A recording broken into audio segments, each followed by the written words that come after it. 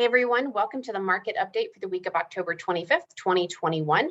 Today I wanted to take just a couple quick minutes and talk about a couple of quarterly market stats. When I look at a market, I like looking at quarterly stats, quarterly numbers. For me, it's a lot easier to spot trends and those things that we need to be aware of and pay attention to in the market.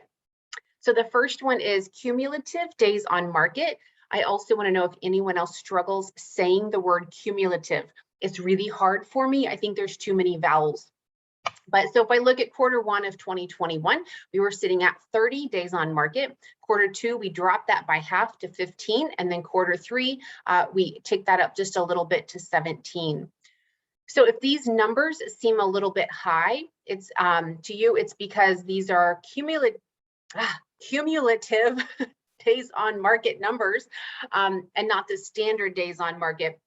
Standard, we're seeing about 5 or 6 days on market, but I think it was about 2 weeks ago now, Dave did a video, market update, where he talked about we're seeing more and more contracts falling apart, these deals falling apart, but then we have to put them back together. So then that adds days, obviously, when we look at cumulative days on market. So that's why these numbers might seem a little high. So if we, pan out a little bit and we look at the last several years, going back to quarter one, 2016, historically, quarter four is the highest when it comes to days on market. So quarter four, and even back here, we still, it still ticked up a little bit in 2020, quarter four when it comes to days on market. So we're looking at longer periods on the market in the fourth quarter of the year, which obviously we're in right now. And we look at closed sales by quarter. Historically, quarter one is the lowest. So we sell 4,000 to 5,000 houses less in quarter one than we do at the peak of the market in quarter two or quarter three. And those highest quarter two or quarter three kind of bounces back and forth depending on the year. But quarter one is historically the lowest when it comes to closed sales. And then we look at percent of list price received. Quarter four is, again, historically lowest. So lowest. So what does all of this mean? When we put it all together, I think we need to really look at seasonal trends and really think about what we're doing to prepare our clients, not only for quarter four changes, because we are in quarter four, but for quarter one, and what's coming down the pike. So the I did a good job. Cumulative days on market, highest in quarter four. Percent of list price received, lowest in quarter four. Closed sides, lowest in quarter one. What does that mean? Well, your to-do list is to, number one, make sure that you're priced correctly for your listings, either when you initially go and put the property on the market, or we also might need to reprice listings and make sure that we're still positioned correctly in the market if your listing hasn't sold in the first, I would say 7 to 15 days.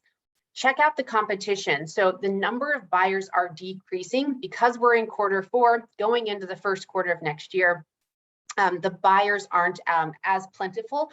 There are plenty of buyers, but they're not as plentiful as they are in quarter two and quarter three. So check out your competition, make sure that you're priced appropriately, you're in better condition than what you're up against.